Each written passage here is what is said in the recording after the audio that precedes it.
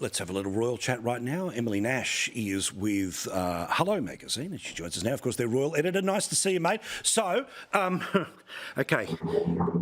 Meghan hated a front page that was about her because apparently it was racist. Now, the bottom of it said that she was wild about Harry when they were just boyfriend and girlfriend, but all of that was a callback to a previous front page where, of course, Princess Diana had just had Harry, and it was about wild about Harry. Why the hell are we still talking about this? This has been announced in a new book by Valentine Lowe, who's a very esteemed royal correspondent for The Times here in London.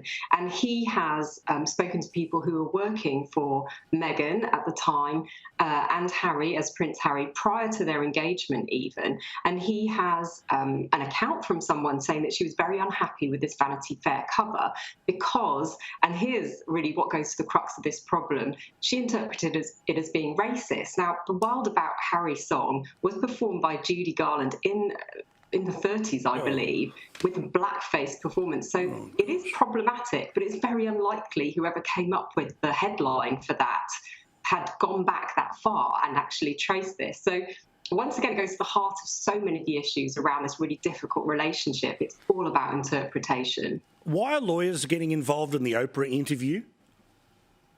Because Samantha Markle has had this legal case, a defamation case against Meghan, rumbling on for many months now, and she's calling about 19 non-party witnesses, one of whom is Oprah Winfrey. And so she is calling for her to make a deposition. She said in the past she wants to forensically counter all of the things that Meghan said, in particular about her family and her upbringing. And it remains to be seen whether or not Oprah will end up being legally questioned, but it's, as you say, it's something that is still rumbling on.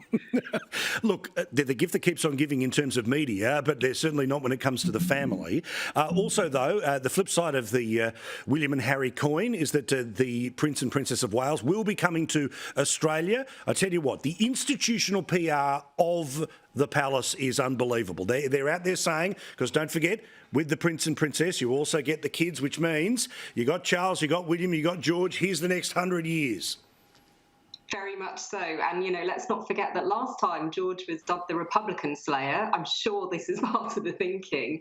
And it also comes down to practicalities. You know, they don't want to be at the other side of the globe with their kids back in Windsor, you know, for a protracted period of time, which is what you'd usually expect for a visit to Australia. It's certainly something that's been discussed over the last few years, and COVID has interrupted the plans. But I think if you get two, you get all five. But I've got to say, I mean, this was one of the fascinating things about what was playing out in London that I was able to watch, was that there was all the official things, but then there was all these unofficial things like pop-ups of William, like here's George. Again, you know, well done to the House of Windsor. They're doing what they've got to do here, but they are absolutely selling to people the continuity. There is no vacuum here. Here's the future. Even if you don't like the woke king, you got this one coming. Absolutely. And I think, you know, it was obvious at the funeral that they brought George in for that exact purpose. You know, it was about him paying respects to the Queen, but also showing the future and showing the line of succession is strong, you know, and it's going to continue. It's for Australians, of course, to decide in future how that works for you, but it's very much there and present. Good stuff. Thank you very much, Emily. Nice to talk to you. All the best. You too. Thank you so much, Emily, of course, with Hello Magazine.